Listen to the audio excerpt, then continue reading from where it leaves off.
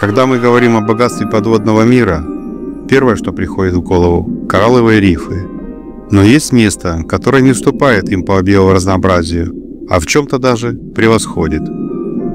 Где-то в самом сердце Восточной Африки, среди величественных гор и бескрайних просторов, раскинулось одно из древнейших озер планеты – озеро Танганьика. Танганьика – одно из глубочайших озер на планете. Возраст водоема оценивается в 9-12 миллионов лет. Оно занимает второе место по глубине после Байкала. Максимальная глубина составляет 1470 метров, а длина – почти 670 километров. Озеро сформировалось в результате тектонических процессов в восточноафриканском рифтовом разломе.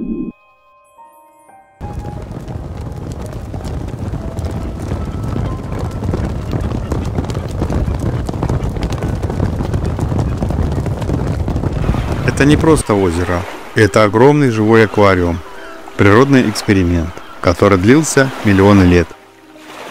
Здесь обитает более 350 видов цихлид, и почти все они эндемики, то есть не встречаются нигде, больше на планете.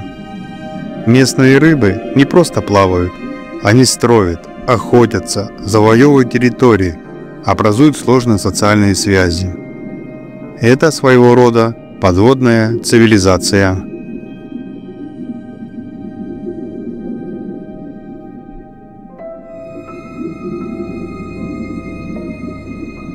Танганьика лежит на границе сразу 4 стран – Танзании, Демократической Республики Конго, Бурундии и Замбии. На восточном побережье – Танзания. Там находится город Кигома, важный рыболовный и исследовательский центр. На западе – Конго, где озеро окружено крутыми утесами. Местные жители испокон веков использовали озеро как источник пищи и пресной воды. Но с научной точки зрения Танганьика – это живая лаборатория эволюции. Именно в Танганьике зародилась уникальная группа рыб – цихлиды. Ученые считают озеро ключом к пониманию адаптивной радиации, процесса, когда один вид быстро эволюционирует в множество других, занимая разные экологические ниши. Некоторые виды обитают на глубине до 200 метров, где царит полный мрак. Другие живут в ракушках, в скалах и роют настоящие гнезда из песка. Альтолампрологус кальвиус – один из таких удивительных обитателей, сформированный миллионами лет изоляции и конкуренции. И именно о нем мы поговорим сегодня подробнее.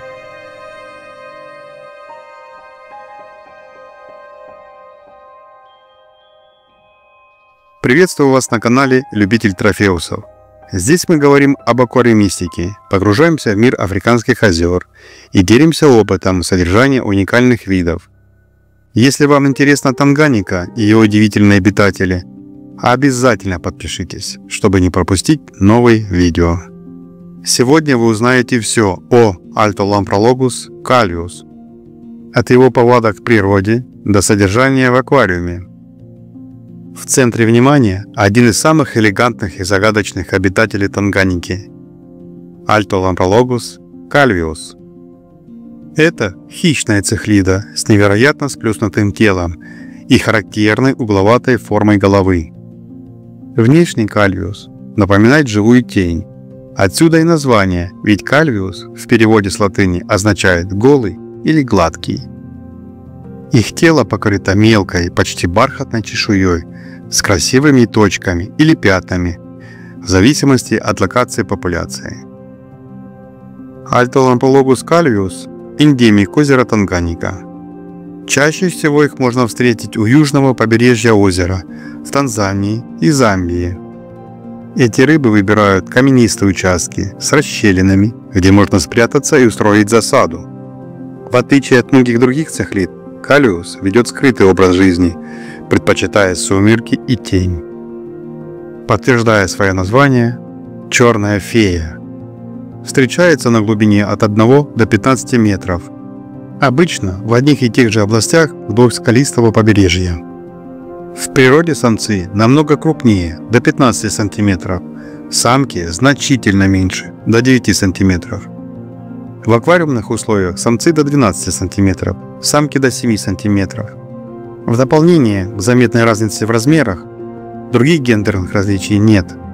Главная отличительная особенность альтолампрологусов – это уплощенное высокое тело.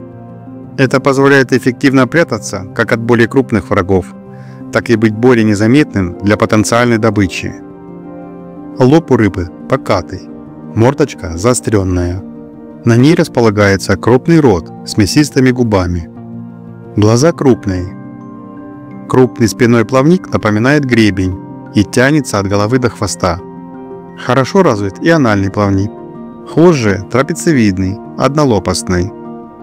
Основной окрас тела может быть разный, в зависимости от разновидности. Серый, серебристый, почти черный, золотой. По всему телу расположены поперечные темные полосы, которые могут становиться темнее или светлее, в зависимости от настроения. Вся центральная и задняя часть тела, а также плавники, усеяны многочисленными блестящими пятнышками. Кальвиус не самый простой, но и не самый капризный обитатель для домашнего аквариума. Содержать их можно как парами, так и группами. Для комфортного содержания взрослой пары потребуется аквариум объемом от 120 литров, для группы от 200 литров. Аквариум должен быть обустроен в виде пещер и расщелин и иметь много укрытий.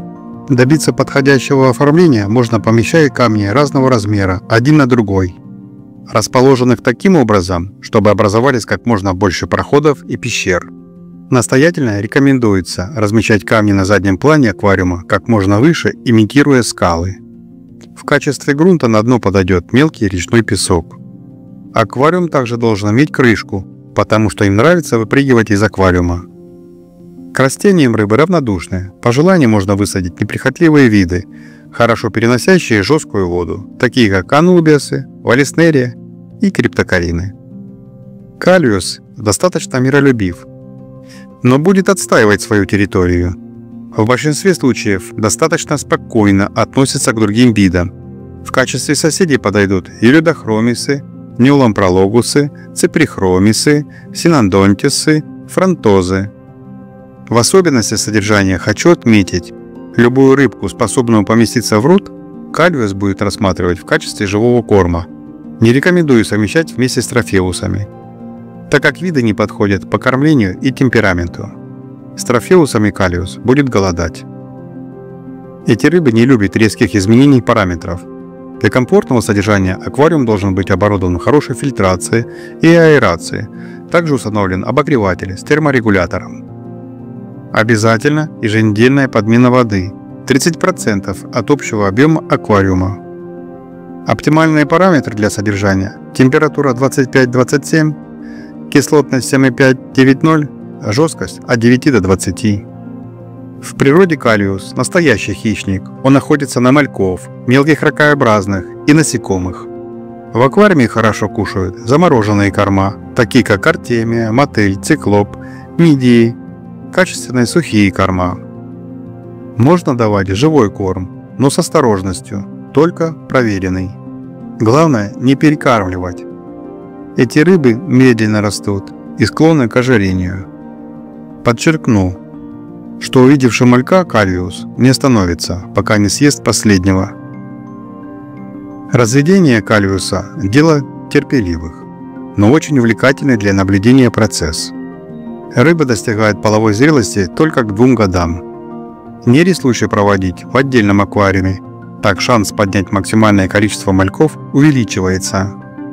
Самка откладывает икру в узких пещерах или в ракушках. Закладкой ухаживает самка, а самец охраняет территорию. Инкубация икры занимает около 2 дней. а самостоятельно плавать мальки начинают спустя 8-10 дней. В это время самца следует отсадить, самки же обычно не причиняют молоди вреда. Малек очень мелкий. Стартовый корм – живая пыль или наупли артемии. Важно часто менять воду в аквариуме с мальками. Темпы роста у мальков низкие, но отдельные особи развиваются быстрее и начинают охотиться на более мелких собратьев, поэтому нужна регулярная сортировка. Альтолампрологус кальвиус не просто красивая рыба. Это результат миллионов лет эволюции в уникальной экосистеме, где каждый вид нашел свое место, приспособился к особым условиям и занял собственную нишу. В отличие от многих других аквариумных рыб, кальвиус – это живая история, маленький фрагмент танганики у вас дома. Их поведение, форма тела, выбор среды – все это говорит о том, насколько специализирована может быть жизнь в озерной экосистеме. Эта рыба не для суеты и не для начинающего аквариумиста, но для тех, кто готов вникнуть в детали, создать стабильные условия и наблюдать за по-настоящему интеллигентным хищником. Благодаря заводчикам по всему миру кальвиус доступен и в аквариумистике. Но не стоит забывать, что каждый представитель этого вида когда-то произошел из глубин одного из самых удивительных водоемов планеты.